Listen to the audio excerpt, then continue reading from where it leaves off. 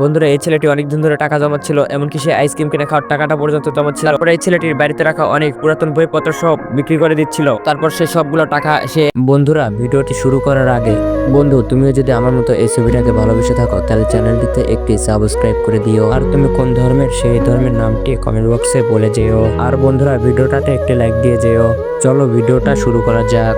একটি ব্যাংকে জমা ছিল, এমনকি এই ছেলেটির একটি বেলুন পছন্দ হয়, সেই বেলুনটা কেনার জন্য তার টাকা লাগতো। সেই টাকাটা না দেওয়ার কারণে সেই বেলুনটা কিনতে পারে না সে। তারপর দেখতে দেখতে অনেক দিন কেটে যায়। তারপর চলে আসে সেই দিনটি, যে দিনটির জন্য সেই বাচ্চাটা অপেক্ষা করছিল। তারপর এই বাচ্চাটি সবগুলো তার জমানো টাকা নিয়ে সে একটি খেলনার দোকানে চলে যায় এবং কি সে একটি খেলনাও কিনে নেয় এবং কি সেই টাকাগুলো সে দোকানদারকে দিলে দোকানদার অনেক রেগে যায়, কারণ সেগুলো ছিল সব খুচরা টাকা। তারপর দোকানদারটি তাকে তার পছন্দ করা খেলনাটি দিয়ে দেয়। তারপরে এই ছেলেটি যখন বাসায় চলে আসে তার বোন তাকে রাখি পড়াচ্ছিল এবং কি তার থেকে একটি গিফট চায়। তারপরে এই ছেলেটি তার বড় বোনকে বলে আমি তো কোনো গিফটই আনিনি। এই ছেলেটি মিথ্যা বলছিল, কারণ সে তার বড় বোনকে সারপ্রাইজ দিতে চায়, কেননা সেই খেলনাটি তার বড় বোন অনেক পছন্দ ছিল, সেই জন্য সেই টাকা জমিয়ে সেই খেলনাটি কিনে নেয়। তারপরে এই ছেলেটি তার বড় বোনকে সেই গিফটটি দিলে তার বড় বোন অনেক খুশি হয়ে যায়, খুশিতে তাকে জড়িয়ে ধরে।